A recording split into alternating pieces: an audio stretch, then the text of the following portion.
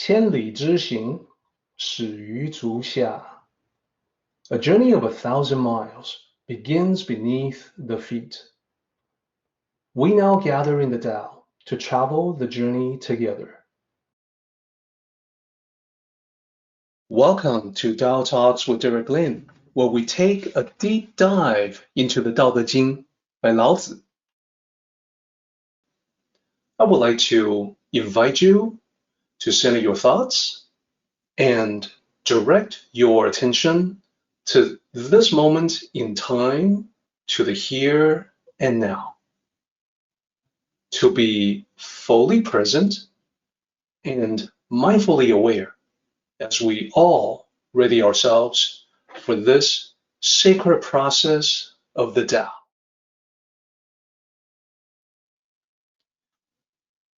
As you saw in our previous discussion, chapter 67 has a title in Chinese. The title of the chapter is Three Treasures. So 3 characters there, very easy to translate. The first character, the one to the left, is 3. The middle character is treasure. Then the final character to the right is chapter. So this is the 3 treasures chapter. The whole chapter is devoted to that, and let's take a look at the chapter itself. It's a relatively long chapter with 23 lines. And the 23 lines are divided into different sections, each one covering a different aspect of this topic, the 3 treasures. Previously, we did our sectional analysis, and we came up with 5 sections, as you see there. The initial section isn't about the 3 treasures directly.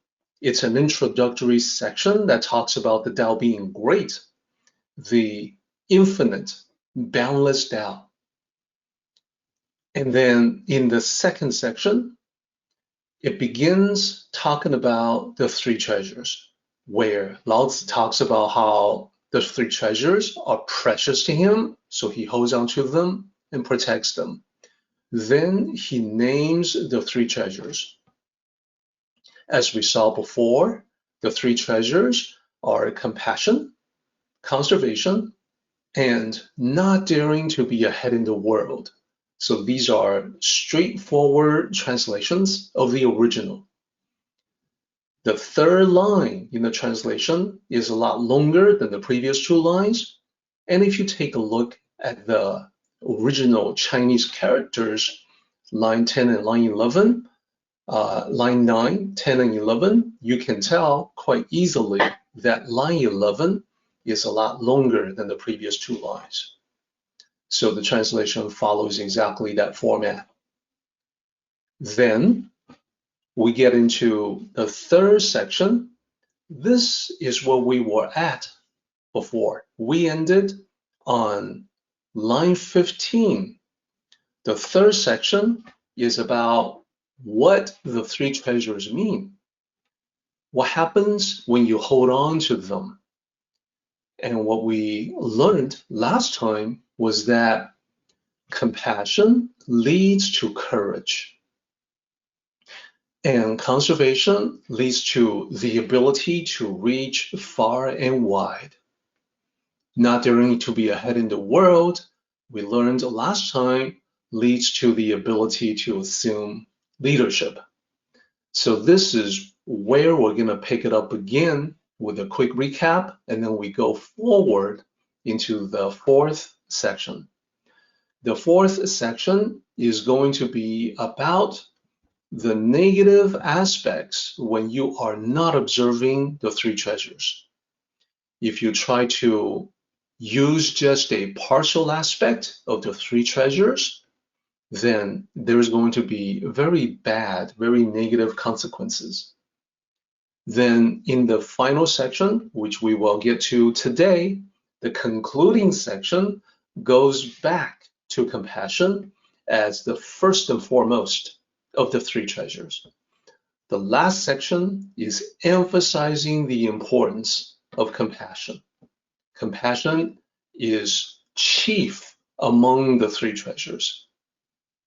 So, as a recap, let's take a look at the three treasures in graphical representation. So, the three treasures of the Tao, sometimes known as the three treasures of Lao Tzu, are divided up in the three items that you see here, the three boxes. Compassion is the first one, conservation is the second one, not daring to be ahead in the world is the third, and we know from our discussion previously that when we say not daring to be ahead in the world, it's not really about getting ahead in the world as in making something of yourself, bettering yourself, nothing to do with that. As we learned, to be ahead in the world in this context specifically is about stepping over other people, pushing other people aside to get to the front, to assume, to presume leadership. And that is really just out of arrogance and out of a ego-driven desire to have power over other people. So that will be actually the antithesis of the Tao. Therefore, Lao Tzu says, no, actually the treasure of the Tao is the humility to not do that. The humility to serve the group, the team, the family, the collective with supporting role, services for other people. And this is what eventually leads to the ability to lead. So as we talked about these processes of the Tao, we illustrated previously with a series of slides.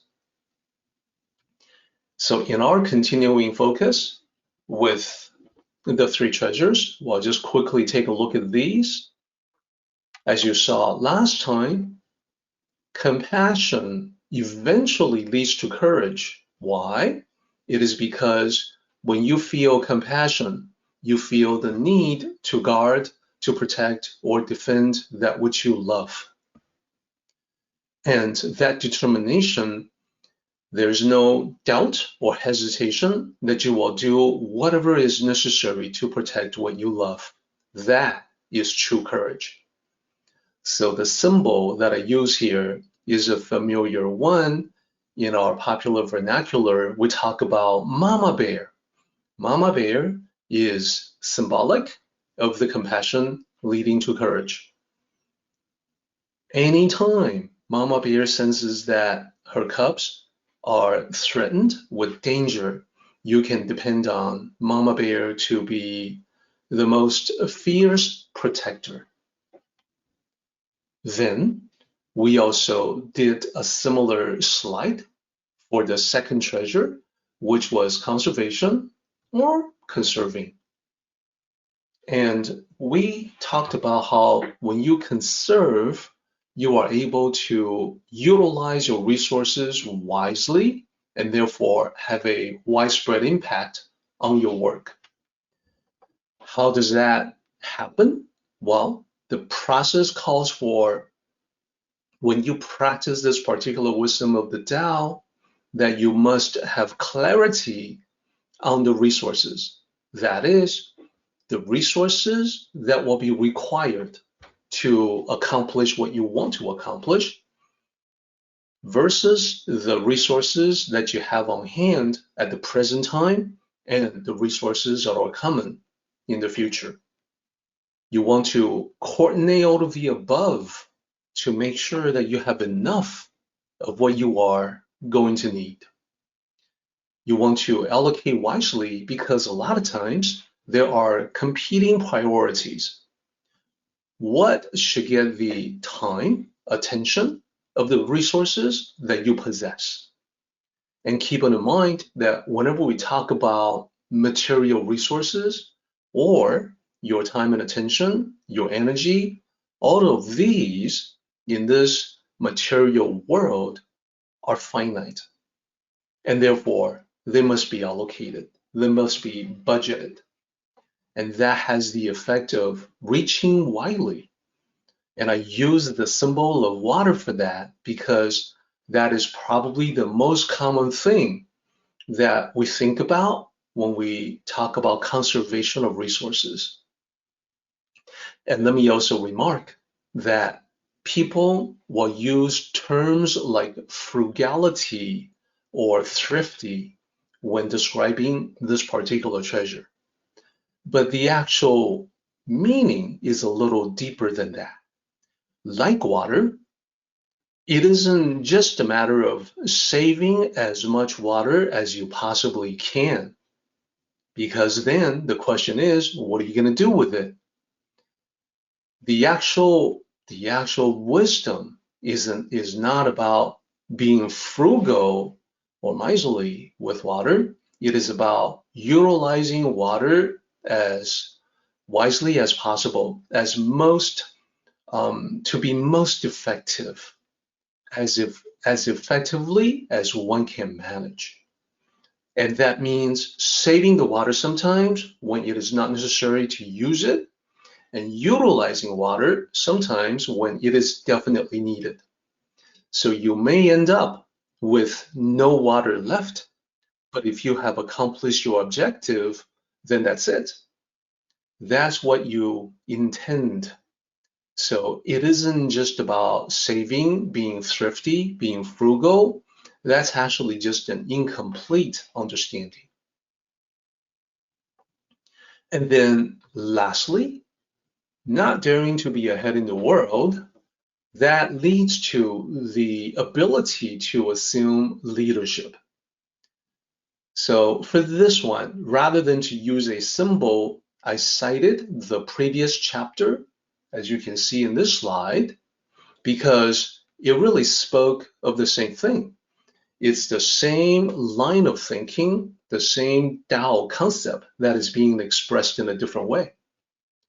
So when you are holding back, when you are just providing people with support, you are building relationships with everyone. They know that you are out to help them.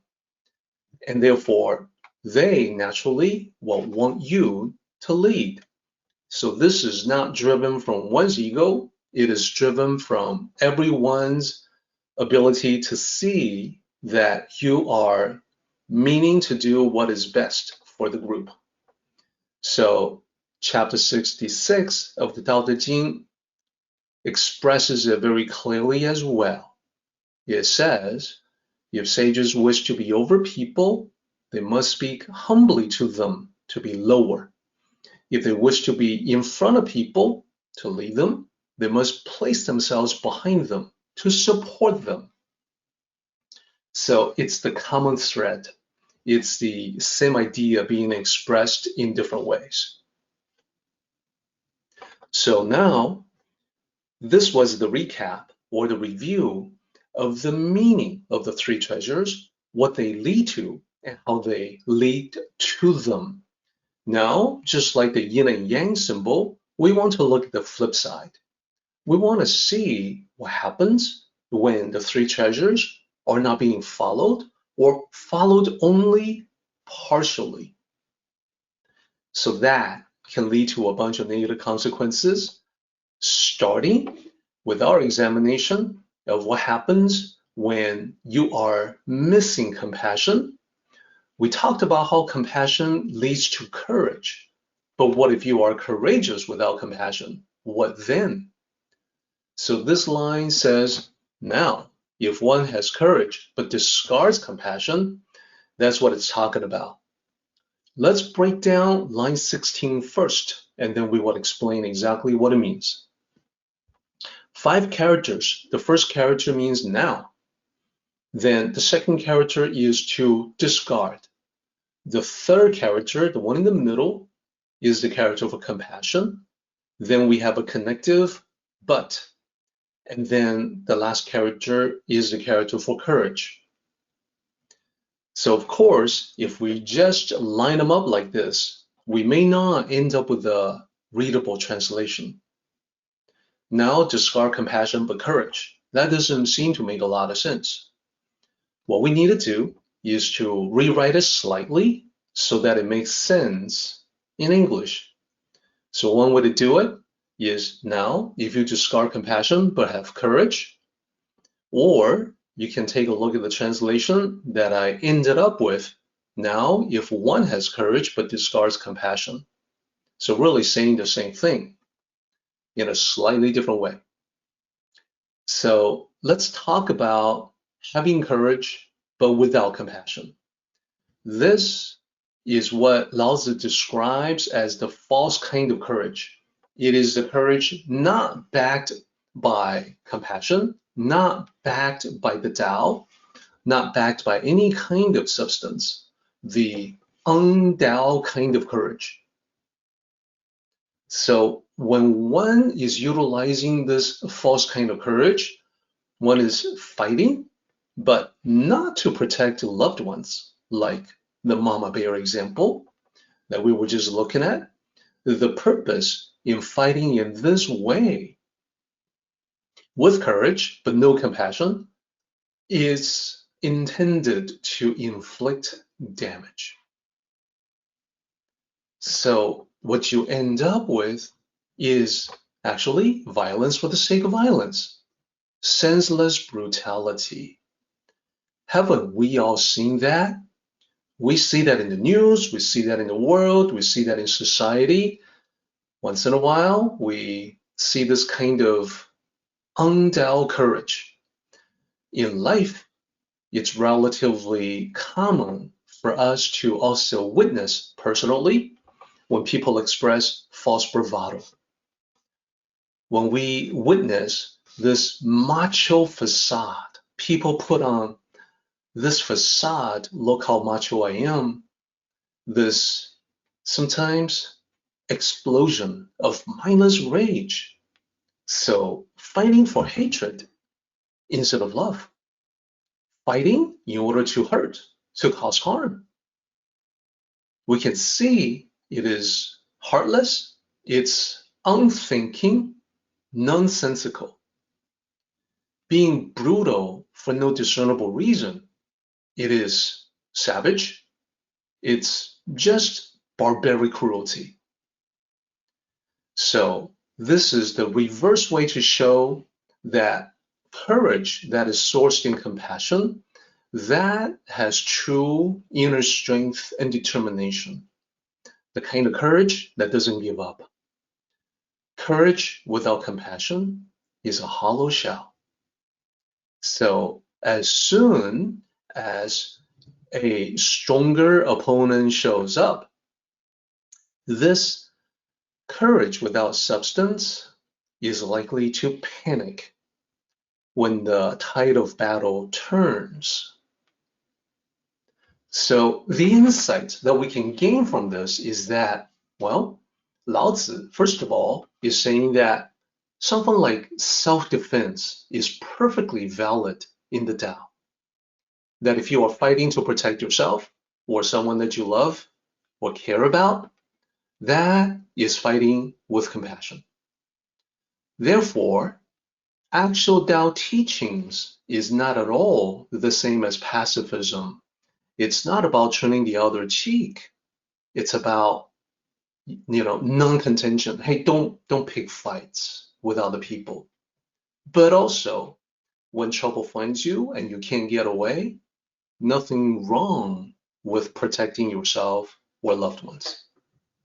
The important thing about all that is we can see one's actions must derive from compassion in the sense of fighting for something greater than just self-glory. The courage without compassion would be all about glorifying oneself. And the opposite of that, fighting for something greater than yourself, greater than your sense of ego, arrogance, etc. So let's move on to line 17. In line 17, it says, reaches widely, but discards conservation. So the idea is that you want to do a lot of things. You want to reach widely, but you don't conserve your resources, and that has a bad ending. Let's go ahead and translate this right here. If we were to do a similar thing and translate, character by character, we've got basically 4 characters. The first character is to discard. The second character means to conserve, conserving, conservation. The third character is but, and then the last character there means wide. So the translation is discard conservation, but reach widely. Or you can flip it around syntactically, as I have done in translation, and say reaches widely, but discards conservation. So same idea. And to reach widely, as I mentioned, it means an attempt to have widespread impact. You want to do a lot. You want to affect many people. You want to get quite a few things done at once. This is something that just doesn't work without the wise utilization of resources, because in life, our resources are not infinite, especially material resources. So trying to do too much without a plan leads to nothing but exhaustion. It's a surefire recipe for failure, and then you are totally spent and tired. So another way to say it is that when you fail to conserve your resources, it just means that all you can do is to have a narrow reach instead of a wide reach. You can reach only narrowly. You can only get a few things done, if anything done is done at all. And here, let me also bring in a note of caution. Failing to conserve resources means not just the possibility of getting only a few things done. You may get nothing done. There's a proverb that says, if you chase 2 rabbits, you will catch neither one. That is another way to say, try to chase after too many things without a plan, you won't accomplish anything at all. So just, nothing but stress and exhaustion. And we have seen that in life as well. We see people get stressed out, frustrated. They can't get what they want to get. They can't have what they want to have.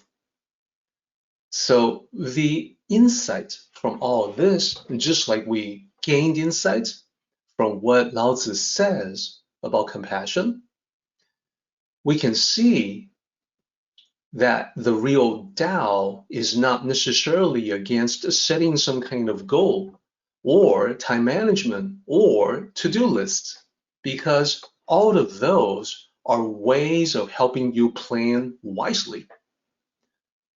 To have time management is to plan how to allocate your time as a resource in a wise way. To-do lists is to prioritize so you can make sure you have sufficient resources to get things done. So here's the real Tao. The real Tao is not against time management or to-do list, as you may have heard from elsewhere. Remember, there's a huge amount of misunderstanding about the Tao in the West. And sometimes people don't really understand where I'm coming from. When I say, well, let me talk about the authentic teachings. Let me talk about the real Tao. I know they don't really get where I'm coming from because they'll ask questions like, what is your favorite translation of so-and-so? What is the translation that you recommend? And I have to break it to them. Oftentimes, when dealing with these ancient classics, I just go to the original text. That's what I bring to the table. Actual native level understanding of the original text, even though they were written thousands of years ago. I understand them directly, so why do I need a translation? I read about them in the original form plus the commentary about them. So no translation necessary for me at all. So now I can tell you with a great deal of certainty, the real Tao is just against proceeding thoughtlessly, wasting resources, and getting poor results. And if you proceed without a to-do list, you could get that exactly. That's what you can end up with. So I want to make that clear. Lao Tzu is also against wasting your mind. Your mind is your mental bandwidth. So in other chapters elsewhere, Lao Tzu has expressed warning against taking shortcuts. And also Lao Tzu talks about submitting early. These are all different ways to say the same thing. Don't waste your time or your attention on the many different schools of thoughts out there, the many different techniques or secrets, quote unquote secrets that you can learn. They turn out to be shortcuts and they waste time, they waste your mental bandwidth. You can easily end up getting nothing done. Then here, Lao Tzu is also saying that, look, it's possible to have it all. It's possible to accomplish whatever you want in the material world and also whatever you want in the spiritual realm. You can have it all, but you've got to allocate your time and energy wisely in order to do that. That is the insight. Now, let's go to the next line, line 18. Line 18 is about the third treasure. And remember, that's about not daring to be ahead in the world. It's about humility. So this line says, goes ahead, but discards being behind. So we can also decipher this the same way that we deciphered the previous two lines.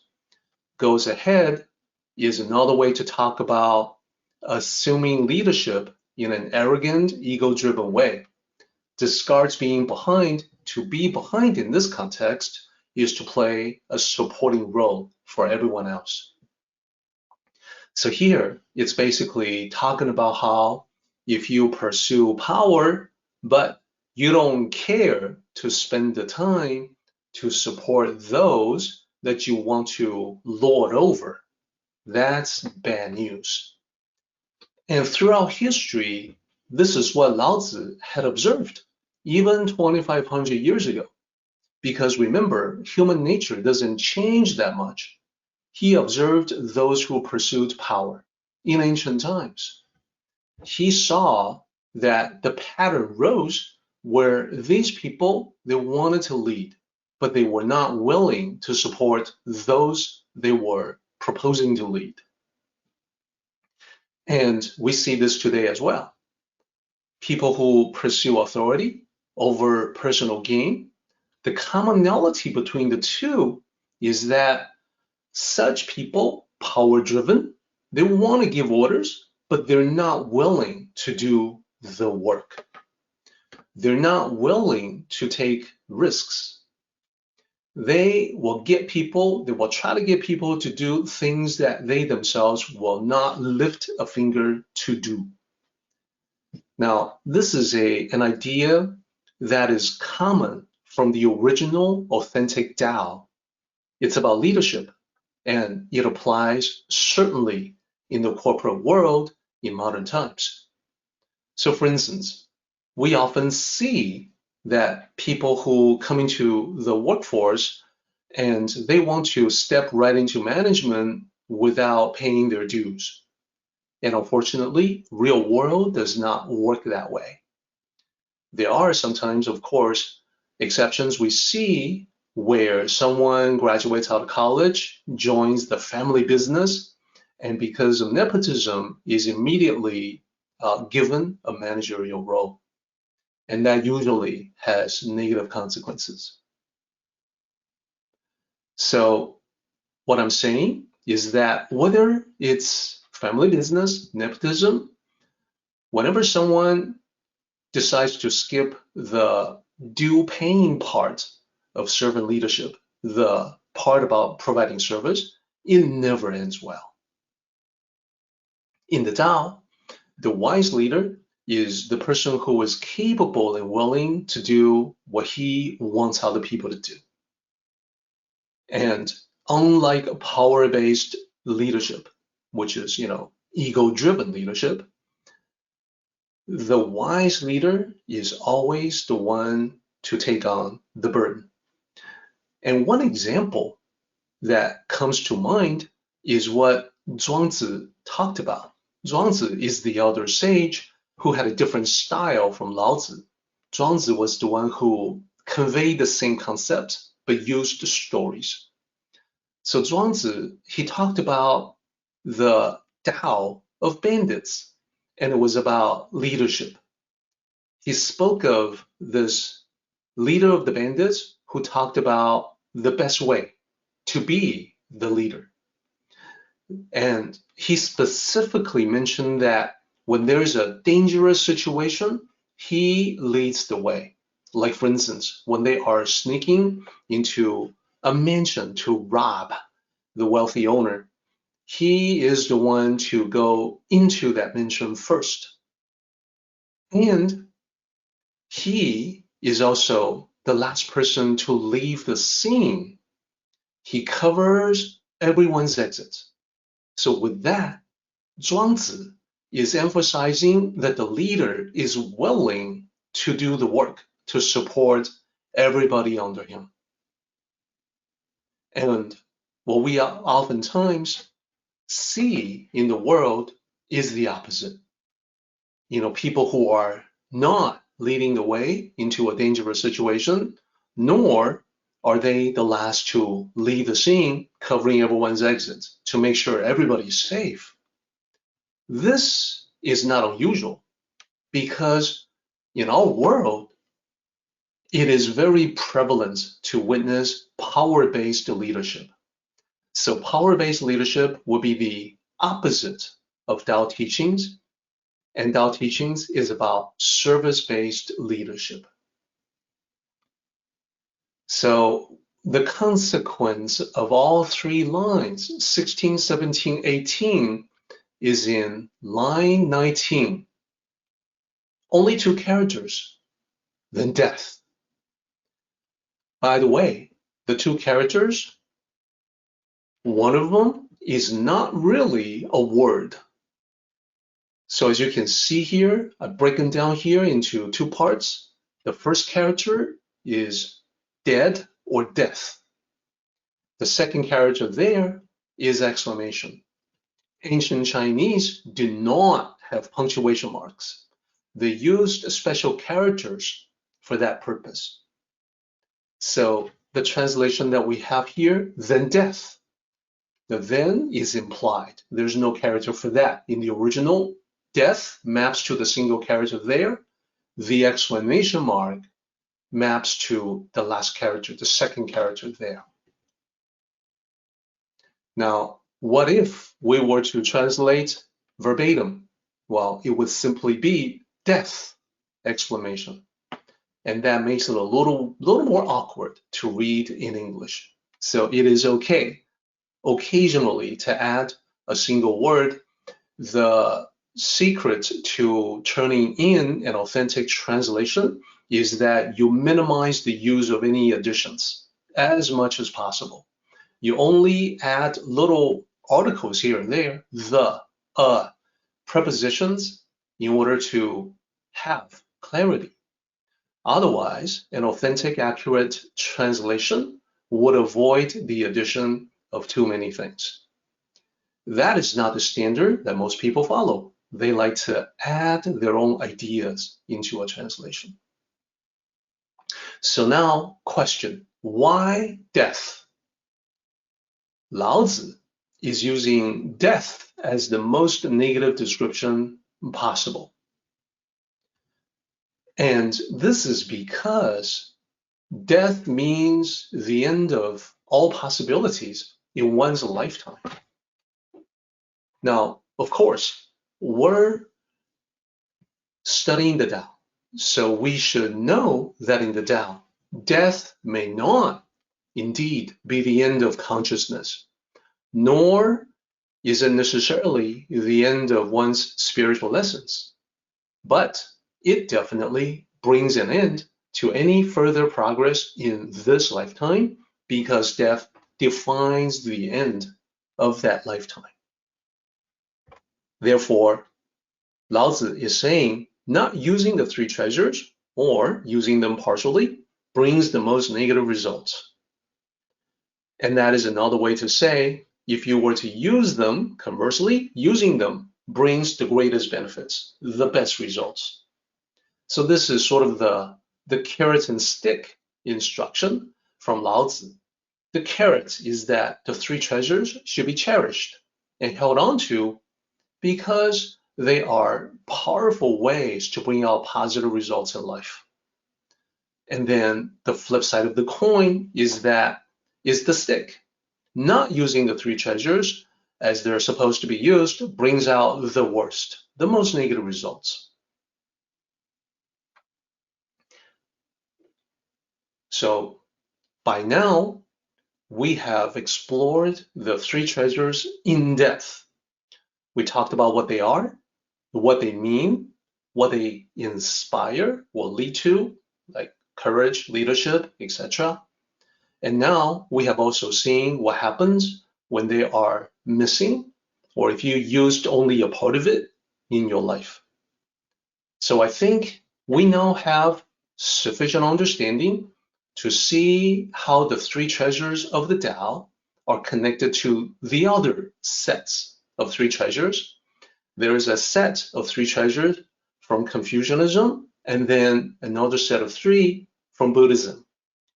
As I talked about in our previous discussion, throughout Chinese history, the mainstays of Eastern thought have been the Tao, Confucianism, and Buddhism. So let me refresh everyone's memory on what I talked about before on the three treasures of Confucius, and also known as the three treasures of Confucianism. This is the one that I talked about as being very easy to find in the East, in Asia, but not so easy in the West. And if you were to look it up on the internet, say you type in the three treasures of Confucianism or three treasures of Confucius, you end up with many hits from the search engine, but they are the three treasures of traditional Chinese medicine, which are different. The three that were taught by Confucius, as you can see, are wisdom, benevolence, and courage. And what Lao Tzu said specifically is that wisdom is a treasure because it gives you clarity in life. It prevents confusion, disorientation, being lost. Then, benevolence. Confucius talked about benevolence as being very important. It's about being good and kind to other people. And lastly, courage. The courage is about facing the unknowns in life with fortitude. So Confucius thought about courage as being a natural byproduct of one's learning. That if you have wisdom and if you treat people kindly, you can also have courage in facing the unknown challenges of life. So those are the three treasures of Confucius.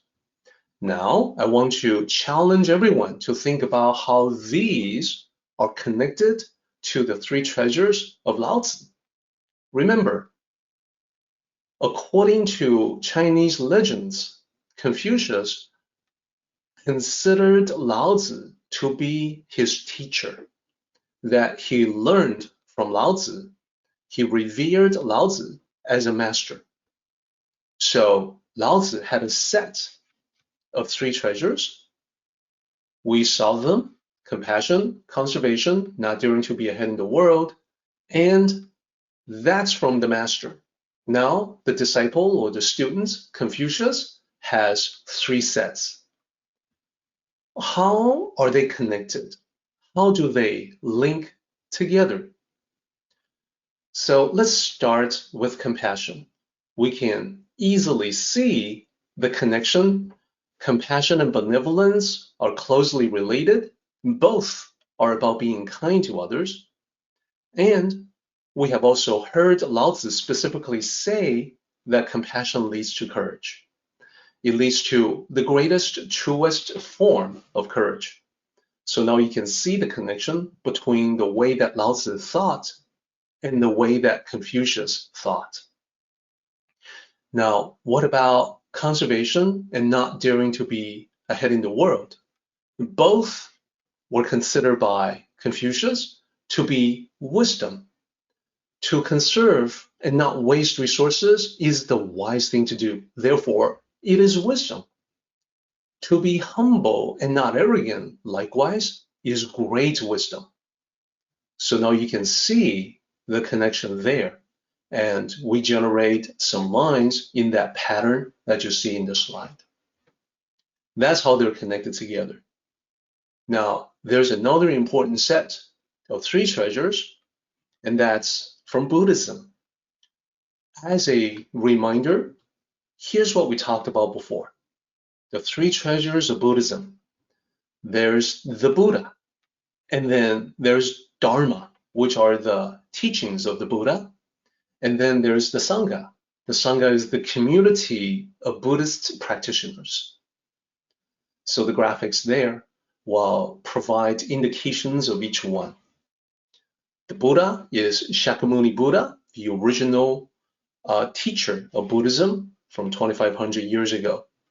So the Dharmic wheel in the center is the graphical representation of Dharma, Buddhist teachings, and manifestations in the world, sometimes known as Dharmic manifestations. And lastly, the Sangha, as I mentioned last time, we have the original meaning of Sangha as the Buddhist monks and nuns. And then in later days, people have used the term more widely, not just the monks and nuns who have made their vows to renounce all material worldly belongings. Rather, it's them, the monks and nuns, plus the lay people, the lay public who follow and study the teachings of Buddhism. They can do that without taking the vow, without actually becoming monks and nuns. So now the question, how do we connect the three treasures of Buddhism to the three treasures of the Tao? Let's do the same exercise that we did before. And here, it turns out the relationship is a little bit different. On the top, we have the three treasures from Lao Tzu. And here, I want to also point out, Lao Tzu is oftentimes mistakenly identified as the founder of Taoism. No, he was a summarizer. He was the one who put together all the teachings known at his time from thousands of years ago. He collected them together in the Tao Te Ching. That's what he did. He was not the founder. Whereas the three jewels or treasures of Buddhism involve Buddha, the originator or the founder of Buddhism. So that's one difference. Now, let's think about the connection between the two. Well, first of all, we have lines like this. Why is that? Well, compassion is connected to enlightenment. So remember, the Buddha, out of compassion for all mankind, wishes to provide teachings that will liberate sentient beings from suffering. That's out of the greatest possible compassion of all. And compassion is a Dharma it's a Buddhist teaching. Why? Because the Buddha taught that compassion for sentient beings is the path to enlightenment. And because the Buddha taught that, Sangha, the practitioners of Buddhism, follow the teachings taught by the Buddha in regards to compassion leading to enlightenment. Therefore, all three are directly connected to the treasure of compassion. I hope that makes sense. This provides us with a template to also understand how the other two treasures from Lao Tzu are linked to the three treasures of Buddhism. So conservation, being frugal, being thrift, is also taught by the Buddha. He lived that life. So Buddha lived the ascetic life with very few material things, and he wished to minimize them as a way to free himself from the influence of the material world. He talked about conserving in the sense of living minimally in his teachings, and this is widely practiced by Sangha, the monks and nuns. If they were to follow the Dharma as taught by the Buddha, then they will live in the most austere way possible. Austerity is a key characteristic of life properly lived in the Sangha. Whenever you see the quote-unquote monks and nuns enjoying the pleasures of the material world, they are no longer properly part of Sangha because you're not really following the Dharmic teachings of the Buddha. So the connection there, as you can see, is in all three.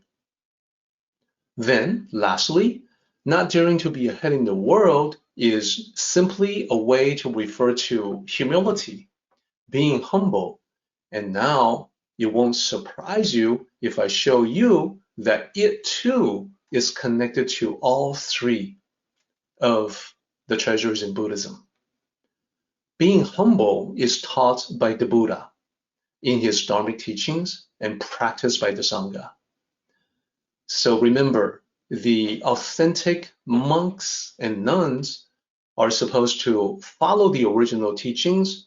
There's the begging bowl. That is a symbol of the humility of the Sangha. The asking for alms. And yet another aspect of it is the teaching from Buddhism that the Buddha is not a deity. Not a deity above mankind in the sense that mythological deities have always been depicted. The Buddha is simply a human being who has awakened spiritually. So this is an expression of humility as well, because what it says is that we can all be Buddhas. We all have the potential to awaken spiritually and become enlightened. So ultimately, to become Buddha is not the same as becoming a deity. Although the Buddha is revered as a deity in many parts of the world by many, many Buddhists, that is in fact not the original authentic teaching of Buddhism. It's not expressed in the Dharma.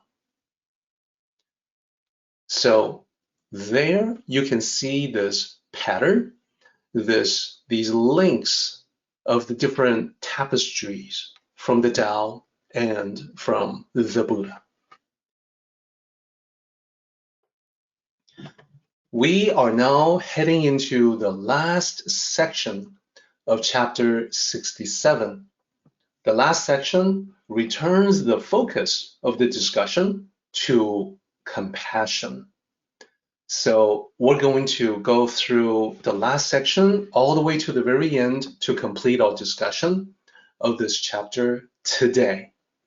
And I want to begin our discussion of the last section with the last character from line 20, shen. Here's the pinyin for that. It's relatively close. Shen means winning, victorious, victory. To win is shen. Shen li means victory in Mandarin. Now, in this context, in the Tao, as usual, this winning applies to multiple levels. Even as Lao Tzu wrote it, it could apply to rulers at the kingdom level or the national level. At that level, it refers to the battle of the kingdoms. And I also want to be clear that it was all kinds of different battles, not all of which involved the military. So even in ancient times, the kingdoms could be engaged in economic battle, for instance, political, diplomatic battle. The form that the battles took might not be force against force in terms of army clashing against army. And in a similar way, at the personal level, it refers to your victories in life, but it's not talking about the fistfights. It's talking about the various quote unquote battles that we go through, that we fight in life. So the easiest way for me to talk about this is to point out that we ourselves use English in that flexible way. So think about the last time you heard a politician talking about, I will fight for you.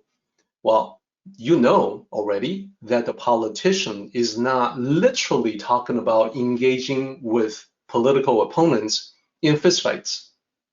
No, he's talking about the struggle, the work that is required to get worthwhile things done.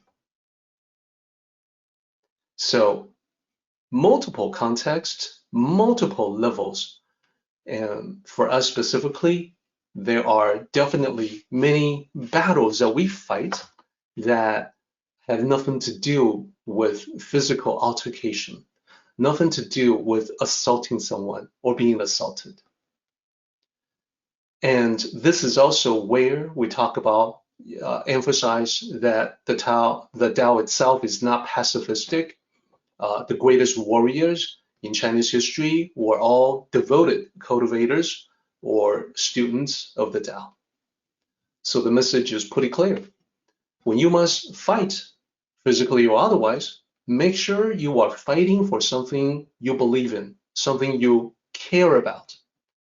It's the same as when we say in our expression, fight the good fight. And I can also say, wage the worthy war. In either case, I'm not necessarily talking about a physical battle. So I think everyone understands that now. So now let's take a look with that understanding, the entire line. With one fights with compassion, then victory. So here, this is where Lao Tzu looks beyond the surface when it comes to this idea of fighting. What he's saying is that whatever form the fight takes, the most important thing is motivation. Why fight? Why are you fighting? Now, the motivation could be things like material gain for the kingdom, for the ancient rulers. It could be land, resources, strategic position, terrain, access, could be all of the above. Now, at that level for the kingdom, fighting to conquer means mass killing for that kind of material gain. That is not the Tao. That can never be the Tao, the horrific loss of lives. Makes it all but too clear that this is not the Tao. On the other hand, Lao Tzu is saying fighting out of compassion to protect, to defend, that is aligned with the Tao. So we want to be very clear about that. And there's a little bit more. The message and application are similar. So we've been learning all about non-contention, have we not? We talked about how, well, the sage never picks fights. The sage is not contentious, so the world is not contentious against the sage. We want to follow that example. We don't provoke. We're not warlike. We're not aggressive. We're not violent. We want to be non-contentious. But what happens when we must fight for something that is a worthwhile cause? So Lao Tzu is asking us to look deeper. What is your motivation when you're fighting for this worthy cause? Are you sure that it is not for material gain? If it is for something material, more money, better position, that's not really worth your time. Now, what about protection of something we love? Well, that is worth your time. Use the Tao to be victorious. Use the Tao to achieve victory. So that's the major message from line 20. Now let's take a look at 21, which will further emphasize and further reinforce the same idea. Line 21 says, with defense, then security. So Lao Tzu is pointing out that we can be secure when we defend with the Tao. Why? Because it really matters that we're protecting something we deeply care about. Now, I just want to put this bullet here to reiterate, to emphasize that Tao is not warlike. It's not about aggression. It's not about being violent.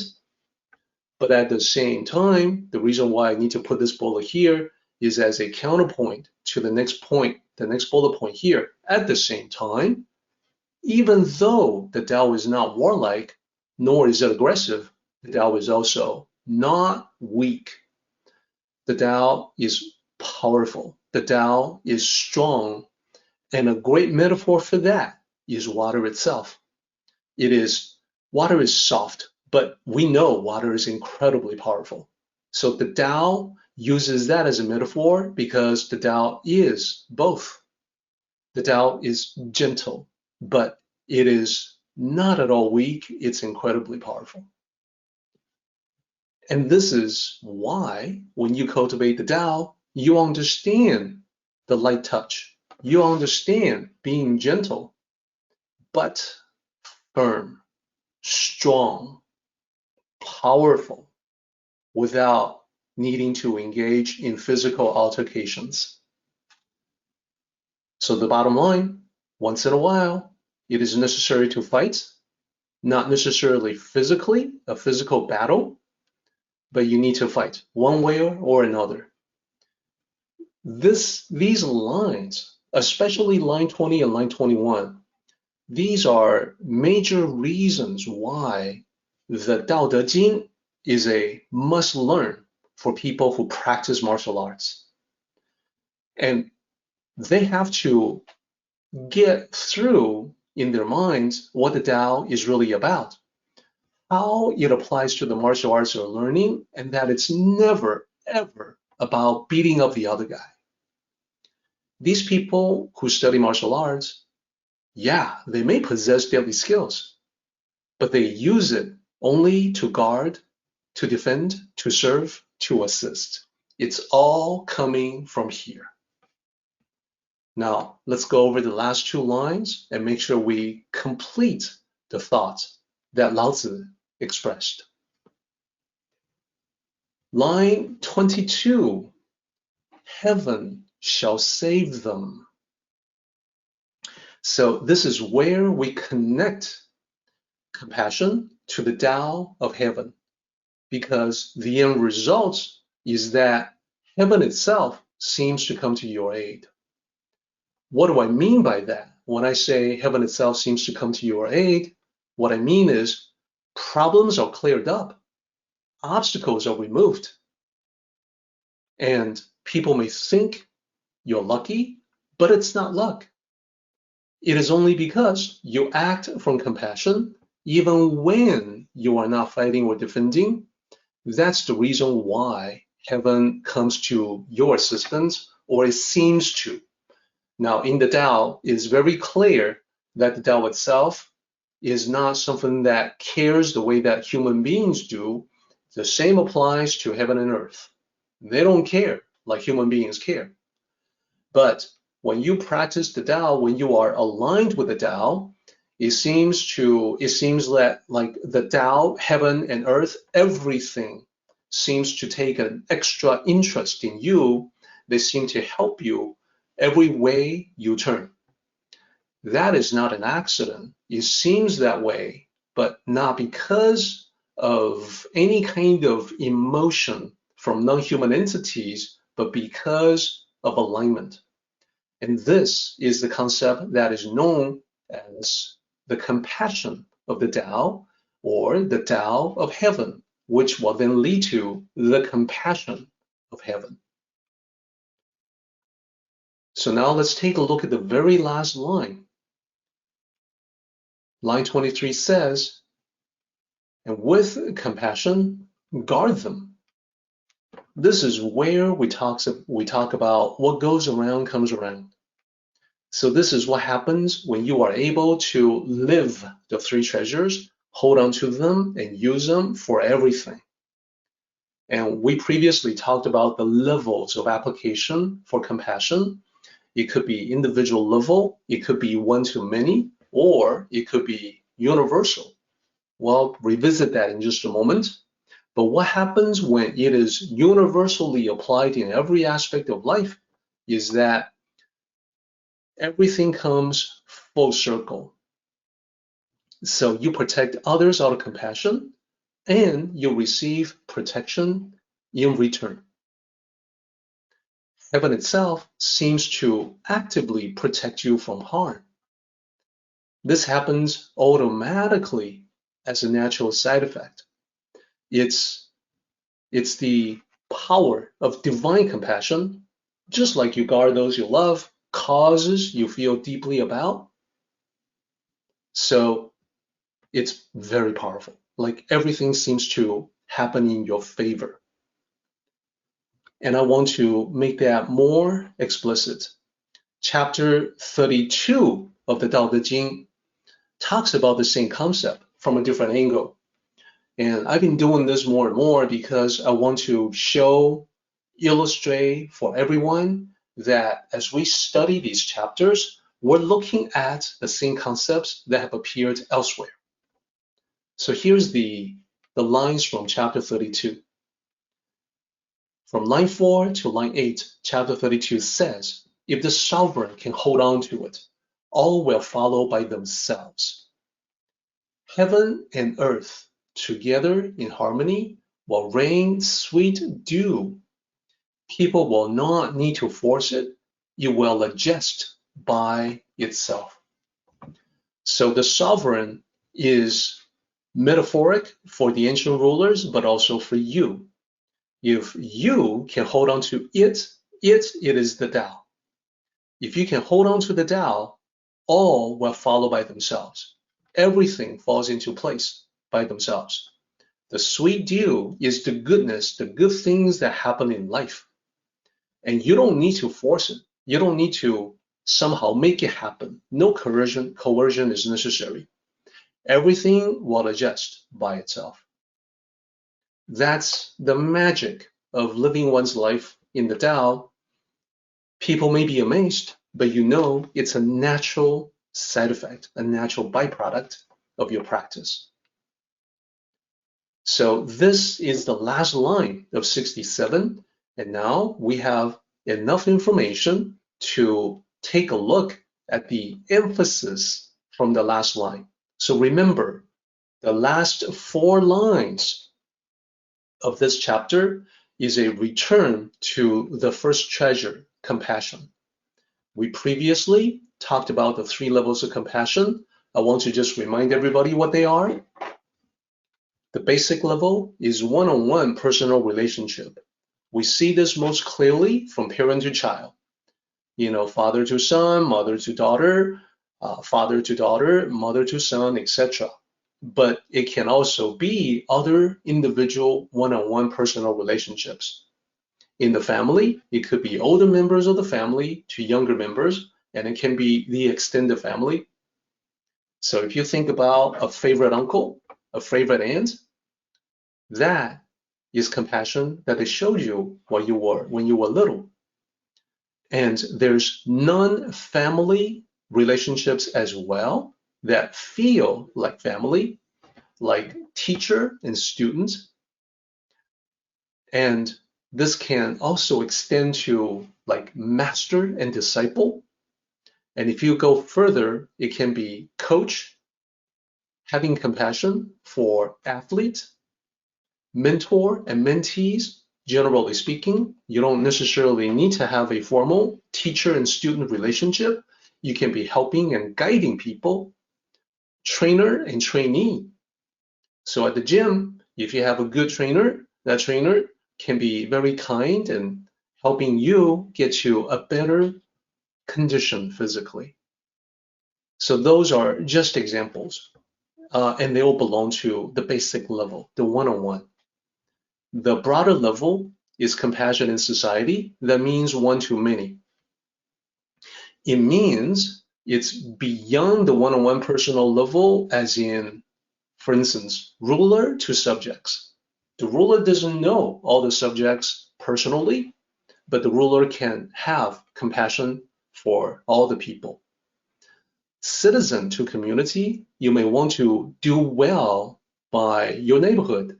You don't necessarily know everybody in the neighborhood, but you want to have compassion in that direction. And this can extend to many other similar relationships, employer to employees, supervisor to workers, yourself to your friends, your acquaintances, your coworkers, your community, country, humanity itself. This can even be what happens when you are taking some form of transportation, maybe a ship, maybe a plane, maybe a bus, maybe a train. You can have compassion for your fellow passengers. That is, you respect them and you don't disturb their peace. And when you are driving, you can have respect and compassion for other drivers on the road. And it can also be, as an example, radio talk show to listeners, TV show to TV viewers. This is the broader level, compassion in society. Distinctly different from the basic level, where now the basic level is all built on personal relationships. The broader level is more abstract. And the third and final level is the Tao level, and that's compassion applied universally, not just to people anymore, but to things, but to environment. So you can, for instance, have compassion for the earth itself, for nature, that you don't want to exploit resources, just for personal gain. You want to be respectful and compassionate and kind. So this level of compassion applies to every aspect of your life. And this includes yourself as well. You want to be compassionate to yourself, be good to yourself, take care of yourself, treat yourself with kindness. Take it easy on yourself. Don't be so hard on yourself. These are all being kind or compassionate to oneself. And last time, we also talked about you want to have compassion for the tasks that you have to take on. You see the importance and value in what you have to do. You have respect for the task at hand. And you end up enjoying your work. You honor the work that you have to do. And you also want to have compassion, have respect. You want to hold principles and beliefs in kindness. You want to also treat your own dreams, aspirations, vision for the future with compassion as well. So every aspect of your life, the tangible and the intangible.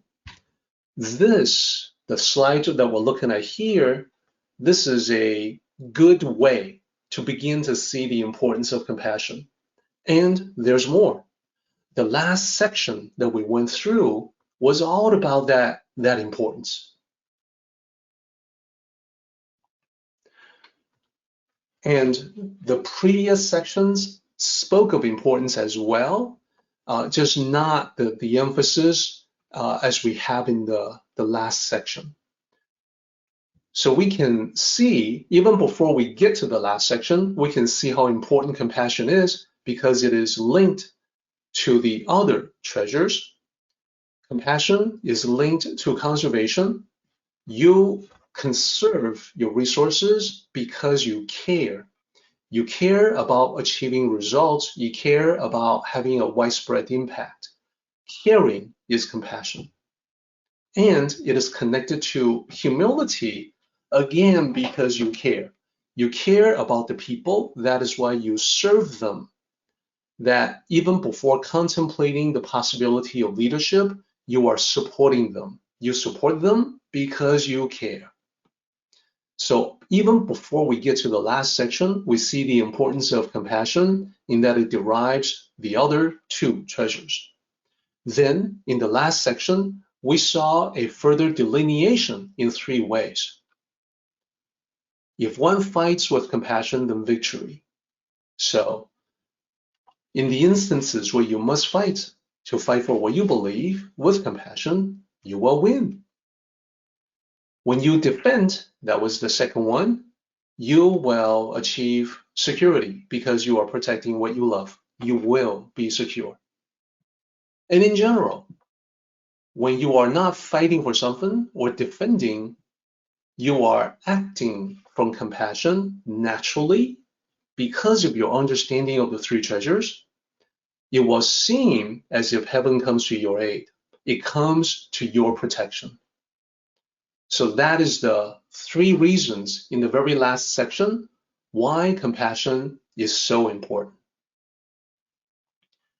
And now we're at the very end of our discussion for this chapter, chapter 67. Very interesting chapter with the three treasures and all that it implies. So many layers of meaning to explore. I want to put everything together in one table for everybody. So across the top, you're going to see the three treasures of Lao Tzu. Compassion, conservation, not daring to be ahead.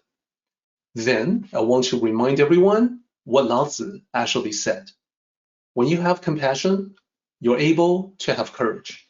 Compassion leads to the true, authentic kind of courage. Let's talk about what this meant in ancient times for the ruler. For the ruler, this means military, diplomatic, and political victories. If the ruler was able to hang on to compassion and using that to inspire courage, then there's victories that the ruler will be able to accomplish because of that, because of holding on to that treasure. So now the question, that's what it meant for the ruler in ancient times, if that ruler could hang on to the three treasures. What would it mean for you if you can hang on to the three treasures? After all, you are the ruler of your life. So in modern times, not ancient times, what it means is personal triumphs in your work, relationships, and your own spiritual cultivation. So that's what compassion leads to. So what about conservation? Well, in this chapter, Lao Tzu says, conserving means you can reach widely. You can have widespread impact. You can do more with less. Or I should say, you can do more with limited, finite resources. So what did this mean in ancient times for the ancient kings and emperors? So for the ruler, this means not just winning victories, diplomatically or militarily or politically, but able to maintain peace and prosperity for the kingdom, which will further enhance its power and prestige.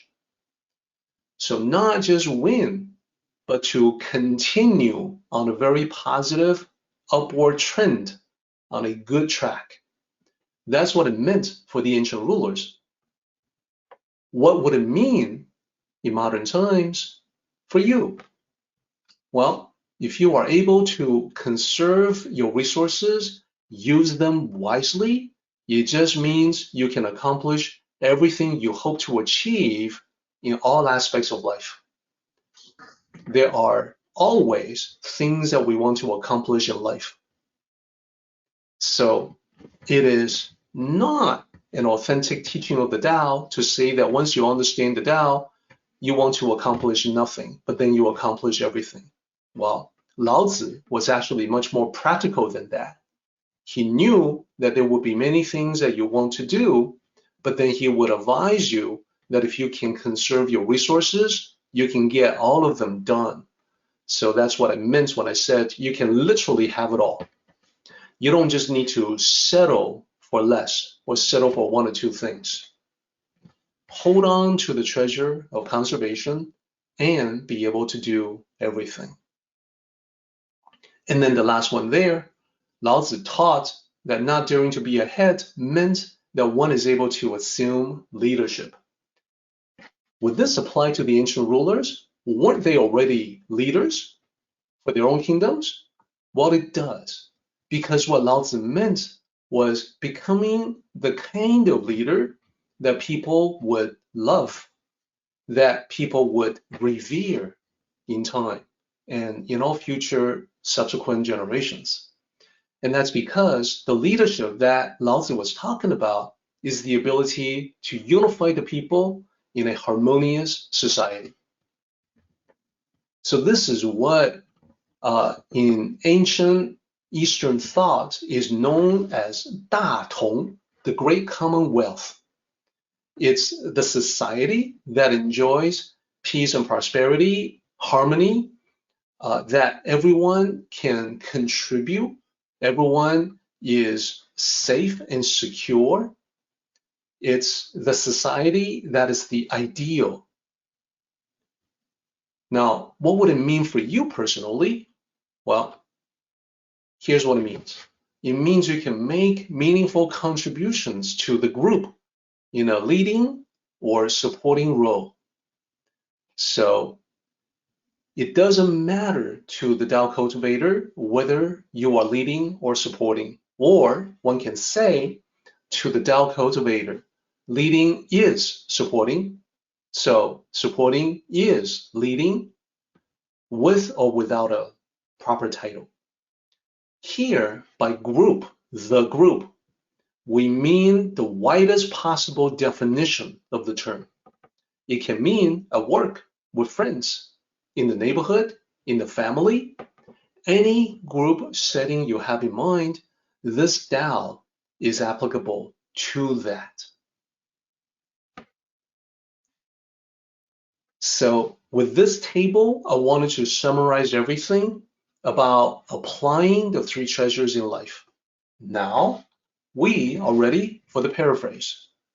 So our purpose in using the paraphrase is to demonstrate our understanding of the original meaning, not just the translation, but to paraphrase it using our own words.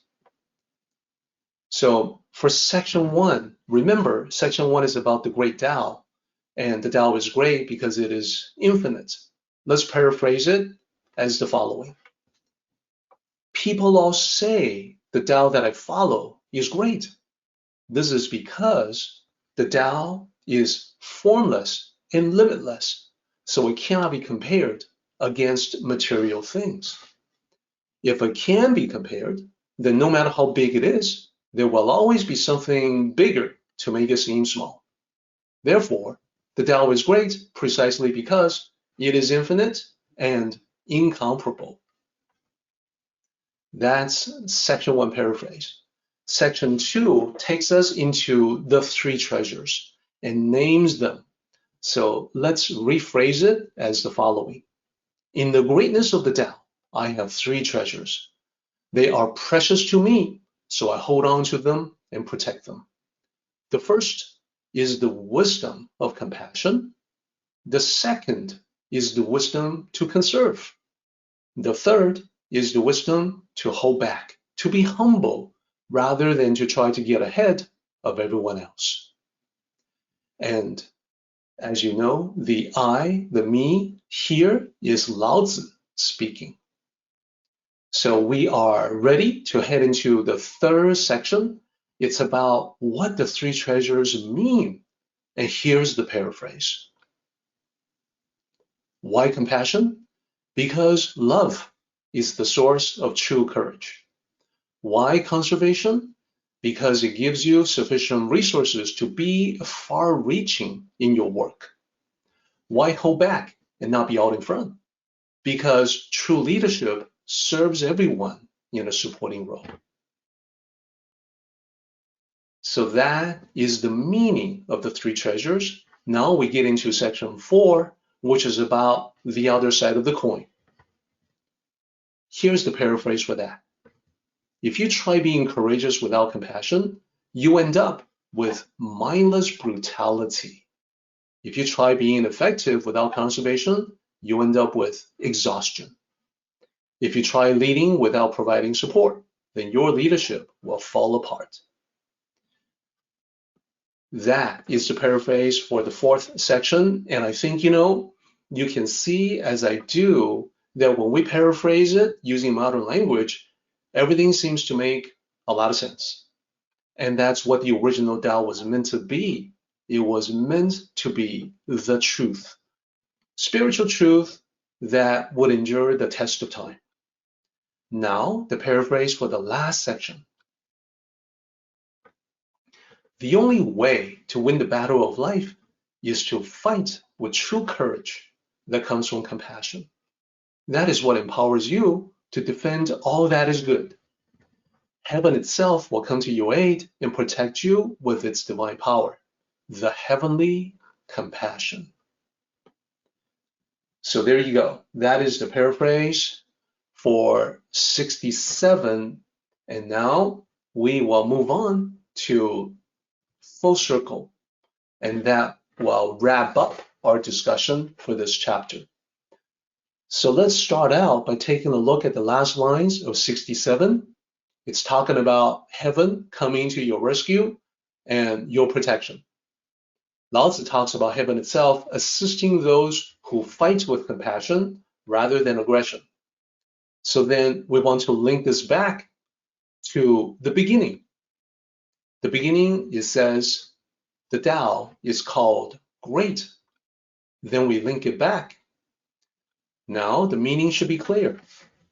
The Great Dao is what sees to it that our good deeds reflect back to us, amplified many times. So if we are good and kind and compassionate towards others, heaven itself is good and kind and helpful to us in return. This manifests in our lives in many different ways. When we use the three treasures in life, we receive powerful benefits naturally. People come to our aid. Circumstances line up. Obstacles fall by the wayside. So I want to leave everyone with the key right here, the three treasures. This concludes our discussion of the entire chapter 67. It is now time for the summary. Let's summarize everything. We want to summarize the three treasures, what they mean, the flip side, and the emphasis on compassion. Let's summarize all of that. So starting from the previous summary, the part 1, this is what we showed before. This is where I challenged everyone to start practicing the three treasures, to be compassionate. And there are many opportunities to do this, many opportunities to say something kind to the people around you. And number 2, the challenge is to conserve resources. This begins with awareness. I challenge everyone to look around and see, are there practices that are wasteful? What can be done about that? what can be done better to conserve our resources. And number 3 is the challenge to be humble. So in terms of a group, whether that group is family, the office, or any other group setting, what might be a supporting role that you can play? There must be many opportunities available for that. Now, let's talk about the flip side of the coin.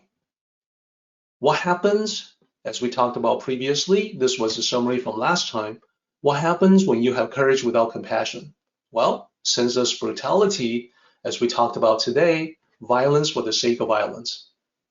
What happens when you reach widely without conserving? Well, you're falling short of your goals. You're running out of your resources. You're tired. You're exhausted. You're stressed out. Not a good look.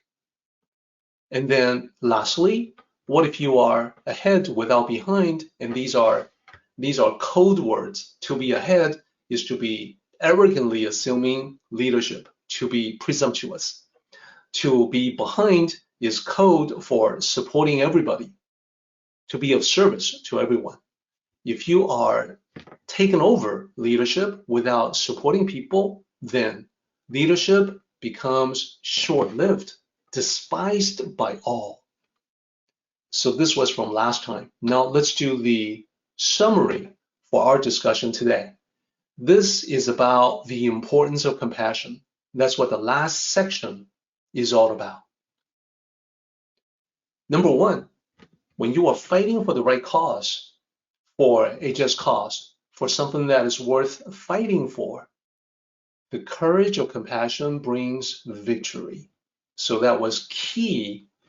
Lao Tzu emphasized that, and I want to make sure that everyone keeps this in mind in the weeks ahead. Number 2, when defending and protecting, courage of compassion guarantees security. So this is the other part of it. And then the last part of it is about heaven. When you are not fighting or defending, but you are behaving with compassion at all times, everything falls into place for your benefit, as if heaven itself is coming to your aid. Our meeting has come to an end, but the journey continues on. Let us all travel safely so we can meet again. Until next time, may the Tao fill you with peace and happiness.